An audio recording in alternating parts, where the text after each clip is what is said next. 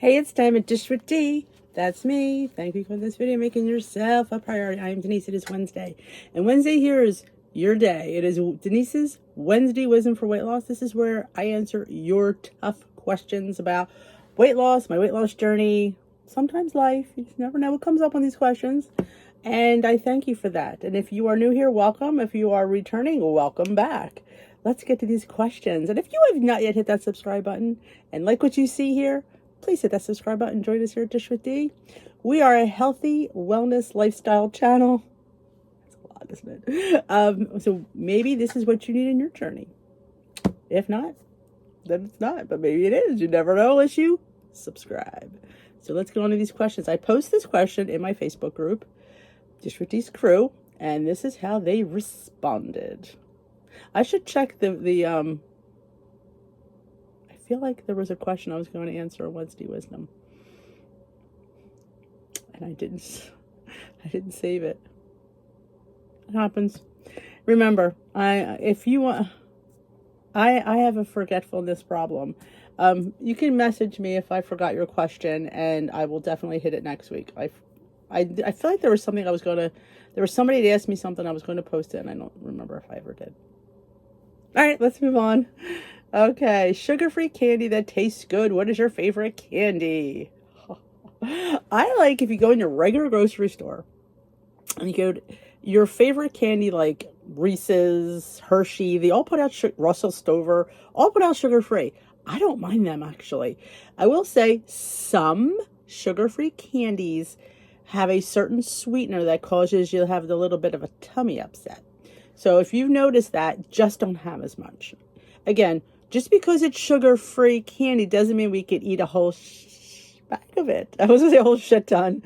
Because crap ton and shit ton are my favorite ways of measuring. So yeah, even with sugar-free candy, because there's still calories in there. Just because there's no sugar in it doesn't mean there's not calories and fat and all that other stuff. Now, even my local Amish market has a sugar-free in their bulk section. I don't know if you have like an Amish market by you, but they have like a bulk store and bulk sections of different stuff. And they have candies, they have chocolate covered raisins, nuts, pretzels, yada, yada, yada. Well, they do have sugar-free ones. And occasionally I'll buy a bag. Like I like the sugar-free malted balls. Occasionally I will treat myself to a bag. But again, I don't eat the whole bag in one sitting because, yeah. I also adore Chuck Zero. I love them to death. I've been trying to work with them. I guess I'm just not popular enough. It's okay. But I love them. Special holidays like Valentine's Day, I order Valentine's chocolates. There's always like a specialty like Easter and stuff like that they have specialty chocolate shapes and all that. They have an advent calendar. That's what you're for.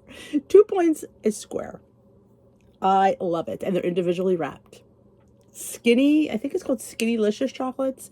I hear you can get it at Ross. I've never seen them at my Ross, but I hear Ross has them. They have them in bars and they have them individual ones. They're fantastic. I love them. I did work with them a few times. They are really a really good candy. And do they taste funky? Nope, they taste fantastic. So if you have a Ross, go check for this, or you could just go even on Instagram. They have a Skinnylicious page. They have little squares and they have all different ones. They have one, they sent me a bag of strawberry. It tastes like chocolate covered strawberries.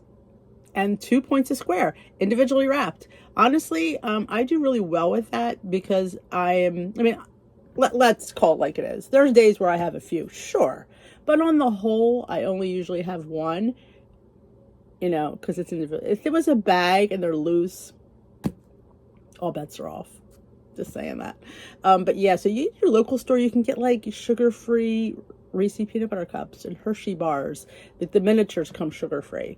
And they also have Lily's has, and they're sweetened, I believe, with stevia. And I like Lily's. It's funny though, with Lily's, the chips are a really good deal. I think I have a bag here.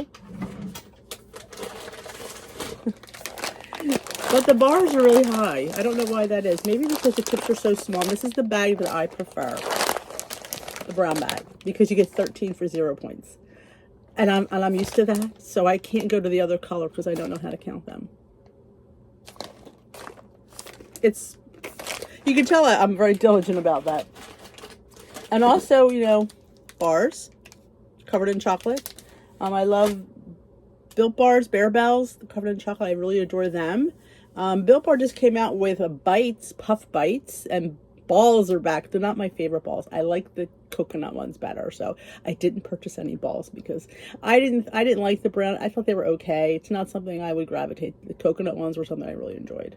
So they're my favorites. So yeah, Choc Zero is right on like the tippy top though. Check them out.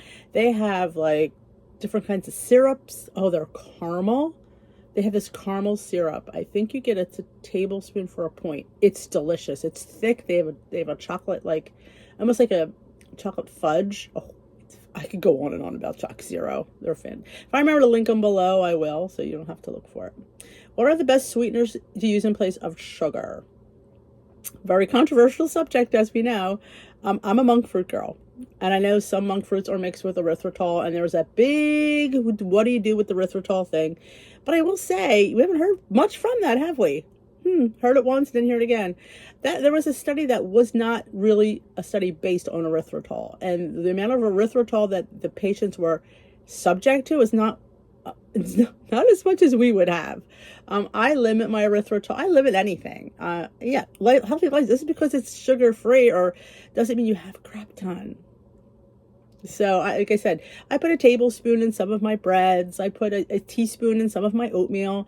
But I'm a lover of monk fruit, the Lakanto brand. I don't like. There's different kinds of monk fruit. I prefer Lakanto. Also, I like the one from at your regular store, the Truvia Sweet Complete Brown. I've never tried the white Truvia. I don't know why. Hungry girl, she loves it. She uses it in the packets. I've never tried the Truvia. I don't know. I guess because I have all this monk fruit that every time I see it on sale, I grab it. So, and here's the bottom line. I have it because I don't use a lot of it. That just goes to show you how much I really don't use, and I always have it backed up. I like the allulose. I don't know why Trader Joe's doesn't carry it anymore. I didn't mind the allulose. It was pretty good too. But if you're going to ask me, my top one would have to be Lakanto. I've noticed that Built Bars have some sugar in them. If I have one now, and then do you think I will mess up my detox? I would say yes, because if you're I think you should go totally with nothing, or like I said, or a sugar replacement. Just because you're detoxing from, in my opinion, again, you could disagree with me.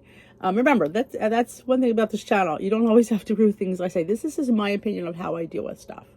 When I went through my sugar, I allowed myself to have monk fruit replacement. So to me, it wasn't natural sugar. And I'm going to be honest, I don't crave sugar as much being on monk fruit as much as I did before. So I would say if there's regular sugar in them, I would not have them. Bottom line. When you make your own yogurt using fat-free Fairlife, is it still 0 points? Yes.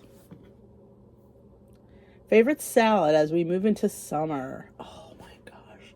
I love grain salads. I love salads made with, quinoa and bulgur. I mean, I'm weird. But you know what else is really fun? If you cook up some quinoa and you don't finish it, I was at a place and they did this, and I've done it ever since if I haven't cooked. Add like a half a cup of cooked quinoa to your tossed salad. Veggie salads. I love roasted vegetable salads. I love salads. Now, when you make a good pasta salad, I love using orzo. And if you go to, I think it's Trader Joe's or Whole Foods. I think it was Trader Joe's. No, they have the whole wheat couscous. You could look in your store or look in a specialty like a Whole Foods or a Sprouts has whole wheat orzo. Because it's a better, and I will tell you, I can do whole wheat pasta salads. Yes, I can. I don't like, my big pet peeve with whole wheat pastas, I don't like it with tomato sauce. It's just an Italian thing. I don't prefer it. But in a pasta salad, I don't mind it. And you can do whole wheat, any kind. Fusilli, you can do rigatoni, and then grill some vegetables up, some zucchini, some carrots, some onions, some peppers. Toss it with that, make a little balsamic vinaigrette. Just because there's olive oil, it doesn't make it a bad salad, because you're not eating all of the stinking oil you put in there. You're having a portion of it. But yeah, I love good pasta salads with vegetables. Back to the orzo. I love making a Greek salad with orzo. And you chop your tomatoes, your onion, your cucumber, and your olives. and you make a Greek dressing. Now you could, yes, there's olive oil in it, but remember, you're not eating all that olive oil in one sitting. It makes a lot. And you just make a little Greek vinaigrette and you toss it in there with the cooked pasta and the chopped veggies, and then you top it with some feta cheese. It's a good, I've been making that since I was like in my late teens, I think. We were having barbecues at my house, and I was always famous for fun salads, and I would make a pasta salad with whole wheat. Funny that I did it back then. Spaghetti, and then I would make like a mayonnaise based seafood sauce, and then put in like imitation crab in there and shrimp. It's fantastic. And the funny thing is, I'm a person that cooks for taste. I don't cook through a recipe. I want that in there, and I would just I'd shake it. So people would be like, make that again. I'd make it. It wouldn't taste the same, but it'd be good. It's just, well, it was a little bit different than last time, but it was still good. But yes, definitely try ancient grains and put veggies and vinaigrettes in there. Or get like a little olive oil and vinegar, a little Dijon mustard, some garlic. You have yourself a nice little dressing. But yeah, definitely that's where I like to use my whole wheat pastas, is in pasta salads. Yes, corn salad is always good. And when you're getting into summer, tomato salad is where it's at. You just chop your tomatoes. Now, I'm a person that likes to dice her tomatoes, and I put them in a colander, and I put a little bit of salt, and I let them drain to get all that moisture out of it, because you get a puddle of water in your tomato salad. So you just get, and then rinse them real quick. Now, maybe do I rinse them? Maybe I don't. I don't think I rinse the tomatoes. I'm thinking of the eggplant, because you're going to salt them anyway. So you just make sure all the water's out of them, then put them in your bowl, some chopped onion, little red bell pepper, fresh basil, and a little bit of olive oil, salt, pepper, and maybe a little drizzle of balsamic. Or you could use red wine vinegar. My mother always used red wine vinegar. I use balsamic. But either one, with delicious tomato salad, and it's good on everything. It's just good on bread. It's good with top of chicken. You can make like a nice grilled chicken and throw your tomato salad on top. It's fantastic. You can throw a little mozzarella on there. You want to, spend a little extra points. It's always a good thing. But yes, oh my God, vegetable salads probably are my favorite. And then you can say, incorporate some pastas in there. Would be really delicious. Or fruit salad. 0 point fruit salad.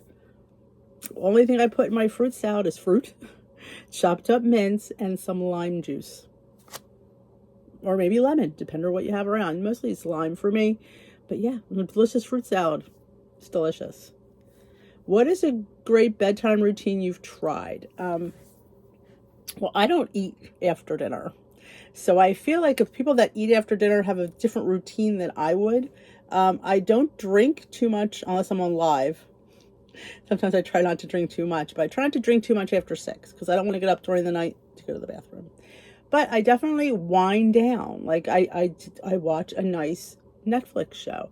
I don't always watch my scary ones that late because I want to wind down. So I watch something relaxing, a good like drama show or old episode of General Hospital, or even a new episode of General Hospital. I've been watching it on Hulu. I've kind of been back to watching. I don't know who half of the people are, but watch something and just relax. And sometimes certain YouTube people, you know who you are, their voices relax me.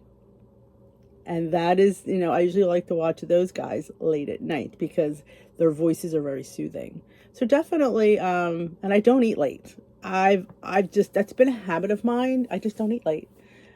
And once you get into that routine, you don't look for it. And I will say every time I've like snacked at night, it seems to make me want to eat more. So I'm kind of like, yeah, maybe I better not snack because I don't know if I'm even hungry. It's just I want to eat it because I have that taste for it. So definitely I just try to wind down. You could listen to relaxation when there's Ube on your WW app, or you have lots of YouTube relaxation. Definitely need to have a wind down. Like it's kind of like the dog. Like I take him out for his walk. That relaxes him. He comes in and he's toast the rest of the night. He comes in at 7:45. He is toast. I don't see hide nor hair when he just lays in his bed and goes to sleep because his walk. Well, that would be nice too if you want to go for a nice walk. After dinner, it releases all his tensions, and so he comes in, he just relaxes, and I think that's what we need to do. Is it really hard to track macros than points? I've been tracking for WW for years. Yes, because you have to track everything. Everything. You need to know the amount of your carbohydrates, your amount of your protein. You need to know those things as in like, so you have to track everything. So if you don't mind tracking everything, it's good to know, but is it harder? Yeah, it definitely is, especially when you've been on WW for years. Again, tracking becomes second nature. You know how many points. I had a banana bread this morning. I knew it was 2 points. I didn't have to think. I didn't have to think what was in it. I knew that banana bread that I made was 2 points. So it's definitely gets you thinking. So if you have the time, I would say it definitely pays to do it at least for a week and see how you do. That's what I recommend. Any ideas to make with pork loin chops? I'm horrible with chops. I overcook chops. I don't know what it is, but me and chops. Pork loin, I was, oh, pork loin, I'm like, I want chops on. You know what my mother always made, and I made it recently, and it actually wasn't bad in points. Shake and bake. Yep, shake and bake. Definitely don't overcook them. Pork goes dry, quickly. Or you can, if they're off the bone, I made this thing from, somebody made it. It was Kim, I think. A girl on her phone. It was called Pork Chops Diane. Very simple. It was very good. I made it on the stove and it took no time, but I don't believe that they were bone-in chops. I think they were, you could take them off the bone. I would say take them off the bone and cook them on the stove in this steak pork chops. If I remember to link it below for you, it was really good. And it was simple ingredients that you have around. It was lemon juice and mustard and garlic. I've only ever found Weight Watchers to be doable for me because I earn a large amount of activity points through walking and running. I wonder if anyone else feels that it's hard to stay within your points and weeklies they give you and life is normal life. I never was able to do until activity points are automatically rolling into my weeklies. I believe that they never averaged, see, back in the day, I would say back when I was on green, blue, and purple, it wasn't even that far back, they never recommended us going into those activity points, and I'm not sure why.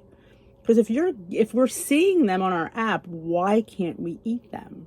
Was always my theory. I'm like, what's the point of having them show up if they're not for consumption? So I'm not sure. I think that was a disconnect on WW's part, because definitely you should definitely go into those weeklies. And now when personal points came around is when all of a sudden they said, hey, you're going to earn points and you need to eat them. So why all of a sudden did that change?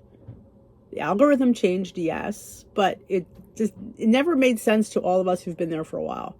So I did ask, I was on a chat with WW about that, and I was confused. All these years you said, don't eat these points, and all of a sudden you said, and I said, well, what if we're eating too much then? And she said, you will never eat more than you burn.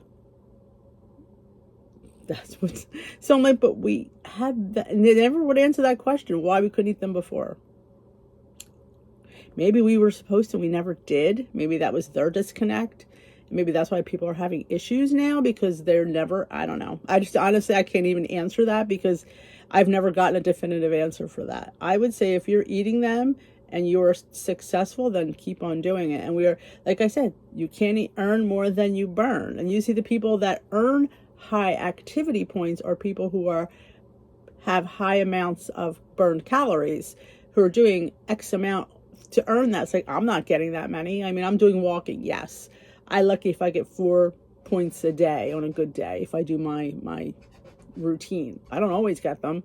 So I know people that can get 8, 9, 10, 12 points a day.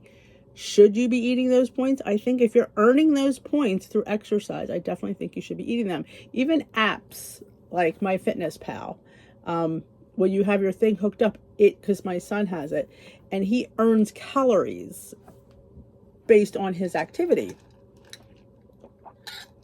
So in a sense, he eats more when he does his certain activities, when he's earning more calories. He says, I have to eat them.